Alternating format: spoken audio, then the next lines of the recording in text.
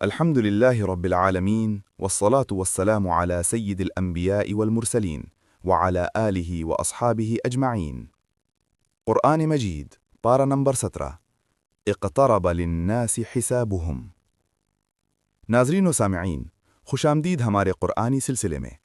آج ہم قرآن مجید کے پارہ نمبر 17 کا مطالعہ کریں گے.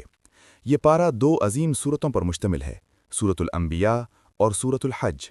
یہ پارہ ایمان، توحید، قیامت، انبیاء کرام کے واقعات اور اسلامی شعائر کا ایک جامع خزانہ ہے.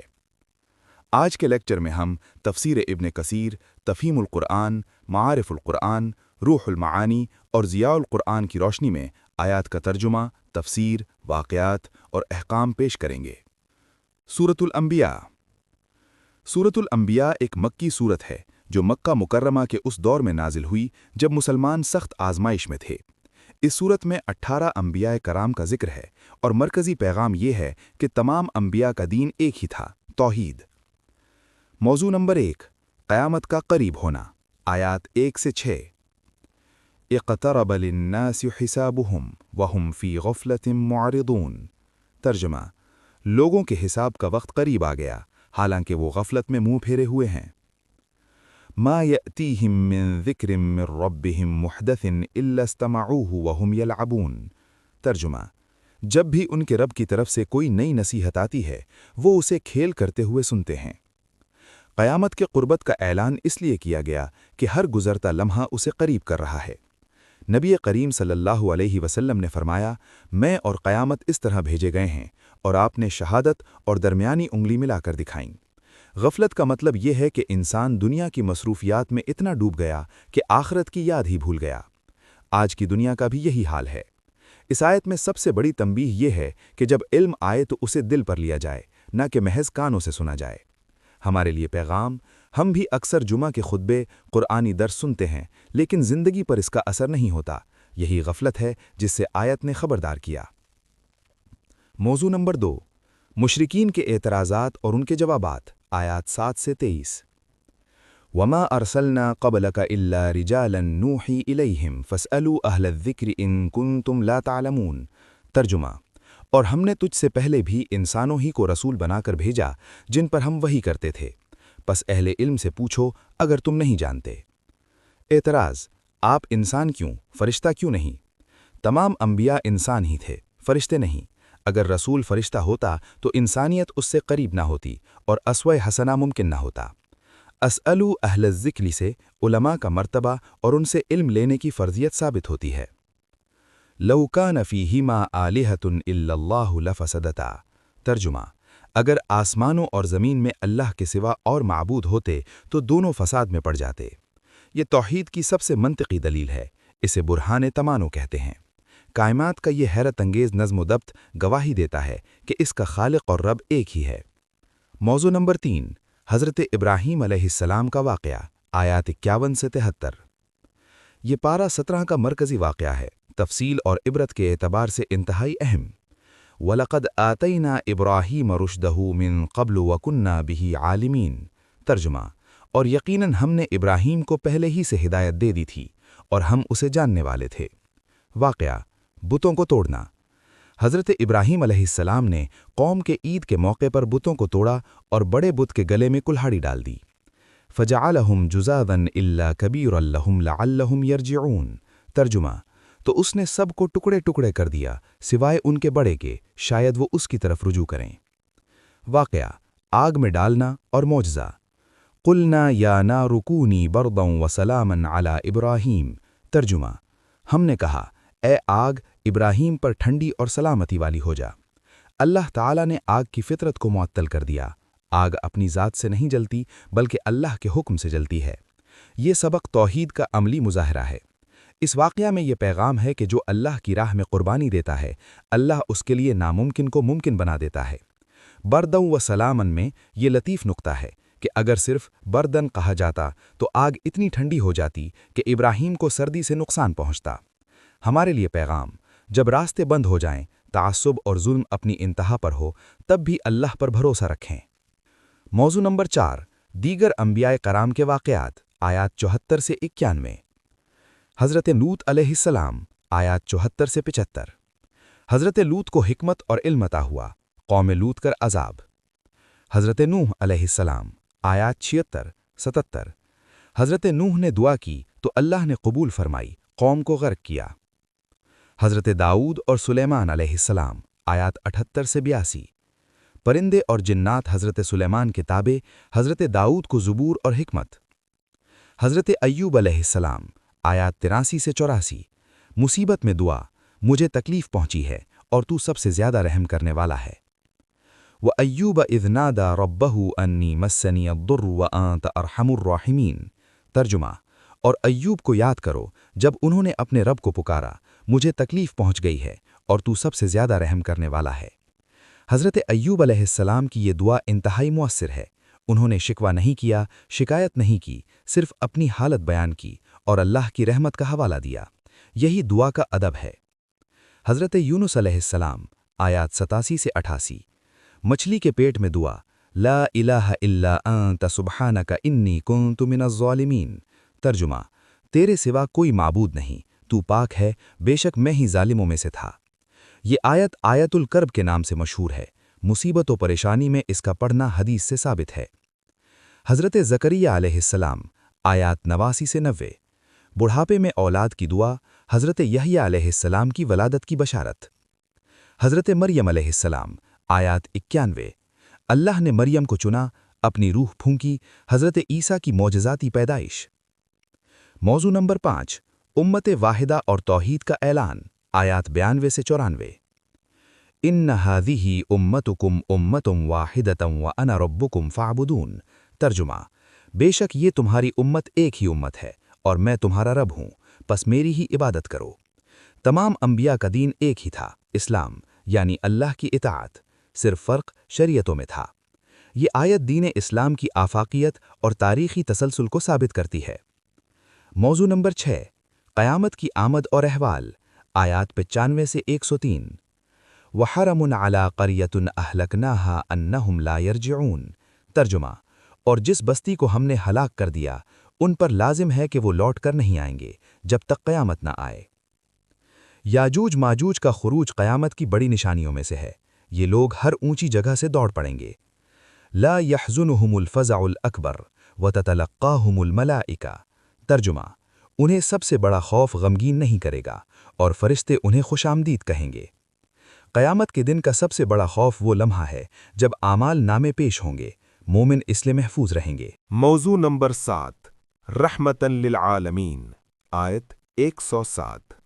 وما ارسلناک الا رحمتاً للعالمین، اور ہم نے آپ کو تمام جہانوں کے لیے صرف رحمت بنا کر بھیجا ہے، آیت 107۔ یہ قرآن کی عظیم ترین آیات میں سے ایک ہے۔ نبی اکرم صلی اللہ علیہ وسلم کی رسالت صرف عربوں، صرف مسلمانوں یا صرف انسانوں کے لیے نہیں، بلکہ تمام جہانوں یعنی جنات، انسان، حیوانات کے لیے رحمت ہے۔ نبی کریم صلی اللہ علیہ وسلم نے مومن کے لیے آخرت اور کافر کے لیے دنیا میں عذاب عاجل سے رحمت و درگزر فرمائی۔ یہ آیت اسلام کے آفاقی کردار کو بیان کرتی ہے۔ اسلام کوئی قوم پرست تحریک نہیں، بلکہ ساری مخلوق کے لیے رحمت ہے۔ ہمارے لیے پیغام، ہم جو آپ صلی اللہ علیہ وسلم کے امتی ہیں، کیا ہم بھی رحمت کا پیغام پھیلا رہے ہیں؟ کیا ہمارا سلوک انسانیت کے ساتھ رحمت والا ہے؟ سورۃ الحج۔ سورۃ الحج ایک منفرد سورت ہے کیونکہ اس میں مکی اور مدنی دونوں آیات ہیں۔ اس میں حج کے احکام، قیامت کی عظمت، توحید کے دلائل اور جہاد کی اجازت جیسے اہم موضوعات ہیں۔ قیامت کا منظر، آیات 1 سے 7 تک۔ یا ایھا الناس اتقوا ربکم ان زلزلۃ الساعۃ شیء عظیم۔ اے لوگو، اپنے رب سے ڈرو، بے شک قیامت کا زلزلہ بہت بڑی چیز ہے۔ آیت 1۔ یوم ترونہا تذہل کل مرضعۃ عما ارضعت وتضع کل ذات حمل حملہا۔ جس دن تم اسے دیکھو گے، ہر دودھ پلانے والی اپنے بچے کو بھول جائے گی اور ہر حاملہ اپنا بوجھ ڈال دے گی۔ آیت 2۔ یہ آیت قیامت کی ہیبت کو سب سے زیادہ مؤثر انداز میں بیان کرتی ہے۔ ماں اور بچے کا رشتہ سب سے مضبوط ہوتا ہے، اسے توڑ دینا قیامت کی شدت کو واضح کرتا ہے۔ ہمارے لیے پیغام: جب ماں اپنے بچے کو بھول جائے گی، کیا ہم اس دن کی تیاری کر رہے ہیں؟ احکام حج اور شعائر اسلام، آیات 25 سے 37 تک۔ یہ آیات حج کے احکام پر مشتمل ہیں، اور یہ اس پارے کے انتہائی اہم احکامی حصے ہیں۔ وَأَذِّن فِي النَّاسِ بِالْحَجِّ يَأْتُوكَ رِجَالٌ وَعَلَى كُلِّ ضَامِرٍ يَأْتِينَ مِنْ كُلِّ فَجٍّ عَمِيقٍ، اور لوگوں میں حج کا اعلان کر دو، وہ تمہارے پاس پیدل اور دبلی اونٹنیوں پر دور دراز راستوں سے آئیں گے۔ جب حضرت ابراہیم علیہ السلام نے یہ اعلان کیا تو اللہ نے تمام مومنین کے دلوں میں یہ ندا پہنچا دی۔ تب سے لے کر قیامت تک لوگ لبیک کہتے آ رہے ہیں اور آتے رہیں گے۔ وَمَن يُعَظِّمْ شَعَائِرَ اللَّهِ فَإِنَّهَا مِن تَقْوَى الْقُلُوبِ، اور جو اللہ کے شعائر کی تعظیم کرے تو یہ دلوں کے تقوی سے ہے۔ شعائر اللہ سے مراد وہ تمام نشانیاں ہیں جو اللہ نے مقرر کی ہیں۔ خانہ کعبہ، صفا مروہ، مقام ابراہیم، قربانی کے جانور، ان کی تعظیم تقوی کی علامت ہے۔ لَن يَنَالَ اللَّهَ لُحُومُهَا وَلَا دِمَاؤُهَا وَلَٰكِن يَنَالُهُ التَّقْوَىٰ مِنكُمْ، اللہ کو نہ ان کے گوشت پہنچتے ہیں نہ خون، لیکن اسے تمہارا تقوی پہنچتا ہے۔ قربانی کا مقصد اللہ کی راہ میں نفس کو قربان کرنا ہے، محض رسمی ذبح نہیں۔ بغیر تقوی کے قربانی بے روح ہے۔ ہمارے لیے پیغام: ہماری عبادات، نماز، روزہ، حج، قربانی اگر تقوی سے خالی ہوں تو وہ محض رسومات ہیں۔ روح عبادت تقوی ہے۔ جہاد کی اجازت، آیات 78 سے 41 تک۔ یہ آیات جہاد کی سب سے پہلی اجازت ہیں جو مدینہ منورہ میں نازل ہوئیں۔ اذن للذین یقاتلون بانہم ظلموا، اجازت دی گئی ان لوگوں کو جن سے لڑائی کی جاتی ہے کیونکہ وہ مظلوم ہیں۔ آیت 39۔ یہ پہلی آیت ہے جس میں مسلمانوں کو قتال کی اجازت دی گئی، اس سے پہلے 13 سال تک صبر اور برداشت کا حکم تھا۔ جہاد ظلم کے خلاف مدافعانہ کارروائی ہے۔ یہ آیت واضح کرتی ہے کہ اسلام میں قتال کی اجازت صرف مظلومیت کی بنا پر ہے، جارحیت کی بنا پر نہیں۔ وَلَوْلَا دَفْعُ اللَّهِ النَّاسَ بَعْضَهُم بِبَعْضٍ لَهُدِّمَتْ صَوَامِعُ وَبِيَعٌ وَصَلَوَاتٌ وَمَسَاجِدُ يُذْكَرُ فِيهَا اسْمُ اللَّهِ كَثِيرًا، اگر اللہ لوگوں کو ایک دوسرے کے ذریعے نہ روکتا تو خانقاہیں، گرجے، عبادت گاہیں اور مسجدیں ڈھا دی جاتیں جن میں اللہ کا بہت نام لیا جاتا ہے۔ یہ آیت اسلامی جہاد کا فلسفہ بیان کرتی ہے۔ جہاد صرف مسلمانوں کی نہیں بلکہ تمام مذہبی آزادی کی حفاظت کے لیے ہے۔ مشرکین اور باطل معبودوں کی حقیقت، آیات 73 سے 74 تک۔ یا ایھا الناس ضرب مثل فاستمعوا لہ، اے لوگو ایک مثال دی جاتی ہے، اسے غور سے سنو۔ ان الذین تدعون من دون اللہ لن یخلقوا ذبابا ولو اجتمعوا لہ، جن کو تم اللہ کے سوا پکارتے ہو وہ سب مل کر بھی ایک مکھی نہیں بنا سکتے۔ یہ مثال جھوٹے معبودوں کی بے بسی کو واضح کرتی ہے۔ اگر مکھی ان کا کھانا لے جائے تو وہ اسے واپس بھی نہیں لے سکتے۔ یہ شرک کی بے بنیادی کو اعلیٰ منطقی انداز میں ثابت کرتا ہے۔ مسلمانوں کی ذمہ داریاں، آیات 77 سے 78 تک۔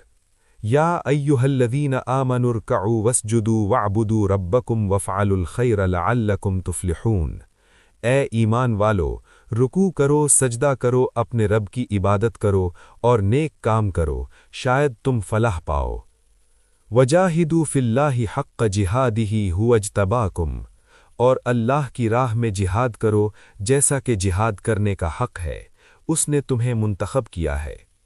هو سماکم المسلمین من قبل وفی ھذا، اسی نے تمہارا نام مسلمان رکھا پہلے بھی اور اس میں بھی۔ آخری آیت میں مسلمانوں کو ان کا مقام بتایا گیا، اللہ نے خود یہ نام دیا۔ اس کے ساتھ ذمہ داری بھی عائد ہوتی ہے، نماز، زکوٰۃ اور اللہ سے تعلق۔ حق جہادہ، سے مراد ہے اللہ کی راہ میں پوری لگن سے کوشش، جس میں نفس کا جہاد بھی شامل ہے۔ پارہ 17 ہمارے لیے کلیدی پیغامات۔ پارہ 17 کے 10 اہم ترین پیغامات۔ نمبر 1، غفلت سے بیدار ہوں، قیامت قریب ہے، ہر لمحہ قیامت کی طرف قدم ہے۔ نمبر 2، توحید کی سب سے بڑی دلیل، یہ کائنات ایک ہی خالق کی گواہ ہے۔ نمبر 3، حضرت ابراہیم کا سبق، جب آگ آئے تو اللہ پر بھروسہ کرو۔ نمبر 4، حضرت ایوب کا سبق، مصیبت میں شکوہ نہیں، رب کی رحمت پر یقین۔ نمبر 5، حضرت یونس کی دعا، لا الہ الا انت سبحانک، غم میں بہترین دوا۔ نمبر 6، تمام انبیاء کا دین ایک تھا، فرقہ واریت اسلام کے خلاف ہے۔ نمبر 7، رحمتاً للعالمین، نبی صلی اللہ علیہ وسلم کا پیغام سراسر رحمت ہے، ہم رحمت بانٹیں۔ نمبر 8، قربانی کا مقصد گوشت نہیں، تقویٰ ہے، اخلاص ہے۔ نمبر 9، جہاد مظلوموں کی حفاظت کے لیے ہے، جارحیت نہیں۔ نمبر 10، مسلمان کا اعزاز، اللہ نے خود یہ نام دیا، ذمہ داری بھی اٹھاؤ۔ ناظرین کرام، آج ہم نے پارہ 17 کا تفصیلی مطالعہ کیا، آئیے خلاصہ کرتے ہیں۔ نمبر 1، غفلت سے بیدار ہوں، قیامت قریب ہے، ہر لمحہ قیامت کی طرف قدم ہے۔ نمبر 2، انبیاء کے واقعات سے سبق لیں، آگ بھی سرد ہو سکتی ہے۔ نمبر 3، مصیبت میں ایوب اور یونس والی دعائیں یاد رکھیں۔ نمبر 4، عبادات میں تقویٰ لائیں، روح کے بغیر رسم بیکار ہے۔ نمبر 5، رحمتاً للعالمین صلی اللہ علیہ وسلم کے امتی بن کر رحمت بانٹیں۔ اللہ تعالی ہمیں قرآن سمجھنے اور اس پر عمل کرنے کی توفیق عطا فرمائے، آمین۔ جزاکم اللہ خیرا۔ اگر یہ لیکچر مفید لگا تو چینل کو سبسکرائب کریں، لائک کریں اور اپنے دوستوں کے ساتھ شیئر کریں۔